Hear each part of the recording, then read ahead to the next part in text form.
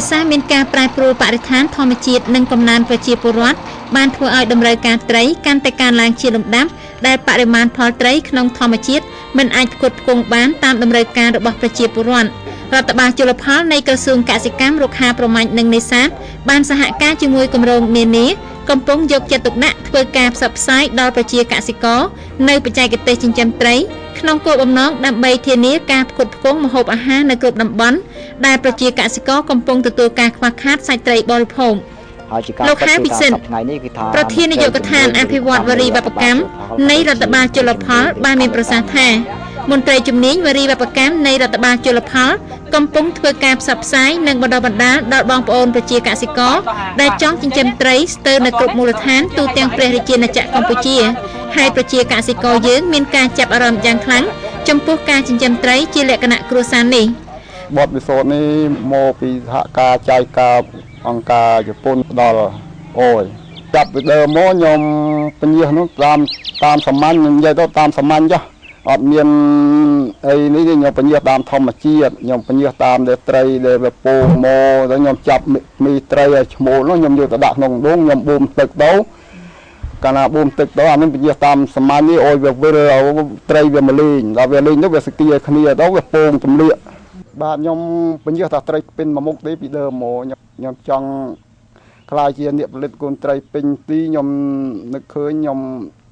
តាកតងខាងជួលផលខេតណែមកជួលផលខេតបានអូខ្ញុំទៅរៀនខាងបណ្ដុះបណ្ដាលបន្ថែមចាប់ជំនាញនេះខ្ញុំប្រុសភូមិស្រុកឃុំខ្ញុំវាខ្វះការត្រីពូជហើយម្យ៉ាងទៀតវាជាជួនត្រូវការត្រីសាច់ហូបច្រើនហើយខ្ញុំបច្ចុប្បន្នមានប្រជាកសិករជាច្រើនគ្រួសារក្រោយពីបានទទួលការបណ្ដុះបណ្ដាលបច្ចេកទេសចិញ្ចឹមត្រីជាលក្ខណៈគ្រួសារមកបានធ្វើឲ្យពួកគាត់កំពុងមានសកម្មភាពចិញ្ចឹមនិងចេះផលិតពូជត្រីនៅតាមតំបន់របស់ខ្លួនថែមទៀតផងជាស្ដែងលោករួមថេនប្រជាកសិករនៅភូមិលវាចាស់ឃុំលវាស្រុកបវលខេត្តបាត់ដំបងលោកធ្លាប់មានបទពិសោធន៍ផ្ញើកូនត្រីតាមលក្ខណៈសាមញ្ញដោយធម្មជាតិរយៈពេល7ឆ្នាំមក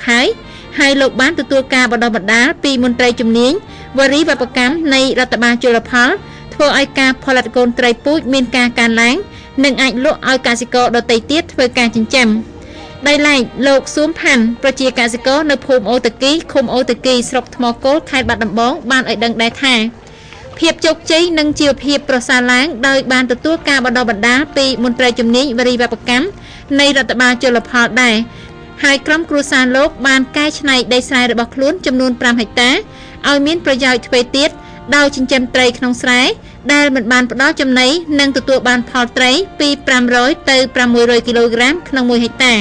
ក្នុងស្រែយើងវាស្រួលត្រង់ចំណីយើងអត់ចោះចំណីទេតែរឿងការពារថាលំបាកក៏ដូចមិនលំបាកតែយើងវាយទំនប់វាបានត្រឹមត្រូវហើយគឺអត់ពិបាកទេប្រមូលផលនោះយើងមានក្លុកមួយអញ្ចឹងទៅយើងបូមទឹកចេញមកយើងអាចគៀនៅក្នុងក្លុកនឹងបានប្រមូលផលត្រីវាមិនដូចជាកើនដូចនៅក្នុងស្រះទេធំថាត់អីហ្នឹងតែបើគិតជាទឹកប្រាក់វិញវាចាញ់ក្នុងស្រែដាច់ព្រោះក្នុងស្រះយើងប្រើចំណីច្រើនជាងបើក្នុងស្រែអត់មានប្រើអី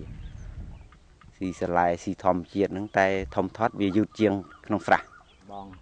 ហើយជាការពិតគឺថាសប្តាហ៍ថ្ងៃនេះគឺថាមន្ត្រីជំនាញវិរិយកម្មនៃរដ្ឋបាលជលផលក៏ដូចជាមន្ត្រីជំនាញវិរិយកម្មនៅតាមបណ្ដាខណ្ឌរដ្ឋបាលជលផល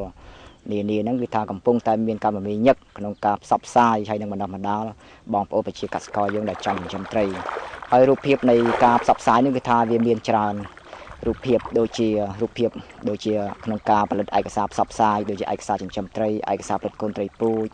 និងឯកសារជាផ្ទាំងរូបភាពដែលតាក់ទងការងារប្រចាំត្រូវបានផលិតឡើងហើយយើងមានការផ្សព្វផ្សាយយ៉ាងទូលំទូលាយនៅក្នុងផ្ទៃប្រទេសរបស់យើងគ្រប់ខេត្តក្រុងទាំងអស់ដោយឡែកក៏ការកសាងនៅ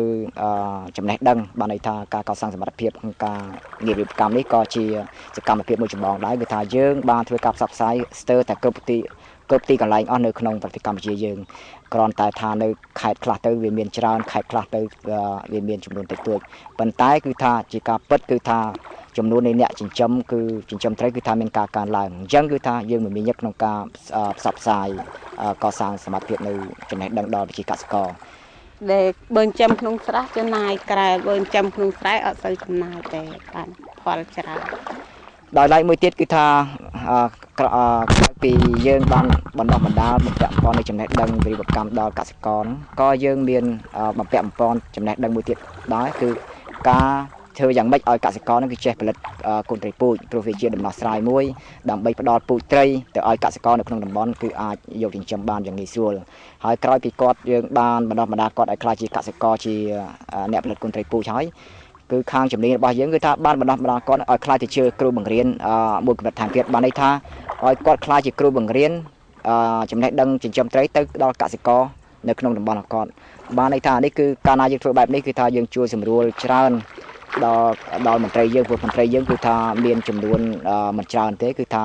មានចំនួនកំណត់អញ្ចឹងយើងពឹងពាក់ទៅលើកសិករជាគ្រូបង្រៀននៅតាមមូលដ្ឋាននឹងតែម្ដងសូមបញ្ជាក់ផងដែរថាកសិករដែលយើងបានបណ្ដុះបណ្ដាលគាត់ឲ្យក្លាយជាកសិករប្រគុណត្រីពូជគឺយើងបានធ្វើម៉េចចងក្រងជាក្រុមឲ្យគាត់បានន័យថាជាបណ្ដាញអ្នកផលិតកូនត្រីពូជគឺនៅតាមខេត្តនីមួយៗហ្នឹងដូចជា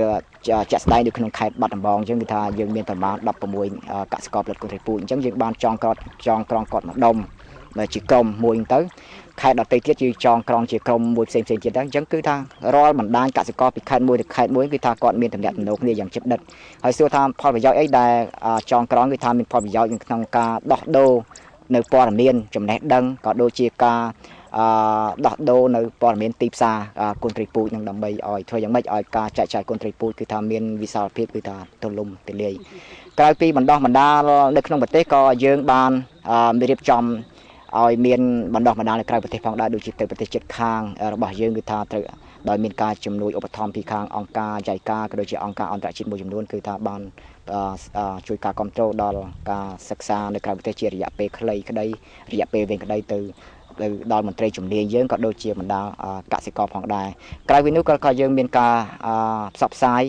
គឺរៀបចំឲ្យមានជាកសិដ្ឋានចិញ្ចឹមត្រីកសិដ្ឋានផលិតពូជត្រីនៅតាមតំបន់ជាគំរូស្រួលថាបងប្អូនយើងចង់ចិញ្ចឹមត្រីគឺថាគាត់មិនបាច់ធ្វើដំណើរទៅណាឆ្ងាយទេគឺថាមានជាកសិដ្ឋានគំរូនៅក្នុងមូលដ្ឋានតែម្ដងគឺថាគាត់អាចមកមើលបានអញ្ចឹងគឺថាជាដំណើរទស្សនកិច្ចមួយគឺថានៅតំបន់ពីតំបន់មួយទៅតំបន់មួយលោកចិន្តាអនុប្រធាននាយកដ្ឋានអភិវឌ្ឍន៍វារីវប្បកម្មបានឲ្យដឹងថាផលប្រយោជន៍នៃការចិញ្ចឹមត្រីក្នុងស្រែគឺបានជួយកាត់បន្ថយថវិកាសម្រាប់ទិញថ្នាំគីមីសម្រាប់សត្វល្អិតដោយសារត្រីស៊ីសត្វល្អិតទាំងនោះមិនចំណាយកម្លាំងពលកម្មសម្អាតស្មៅក្នុងស្រែដោយសារត្រីស៊ីស្មៅរុក្ខជាតិដែលមានផលប៉ះពាល់ដល់ដំណាំស្រូវលាមកត្រីជាជីធម្មជាតិដ៏ល្អសម្រាប់ការលូតលាស់ដំណាំស្រូវការដាក់ជីដល់ដំណាំស្រូវបានធ្វើឲ្យសម្បូរចំណីធម្មជាតិដល់ត្រីទៀតផងការនឹងគ្រាប់ស្រូវដែលជ្រុះទៅក្នុងស្រែជាចំណីត្រីជួយកាត់បន្ថយការចំណាយថវិកាសម្រាប់ទិញចំណីបន្ថែមឲ្យត្រីធ្វើឲ្យដីស្រែមិនជាហាប់ស្រូវបែកគុំល្អដោយសារតែការរកចំណីរបស់ត្រីទិន្នផលស្រូវកើនឡើងជាងមុនប្រមាណពី10ទៅ 15% ធៀបជាមួយផលស្រូវដែលមិនបានដាក់ត្រីចិញ្ចឹម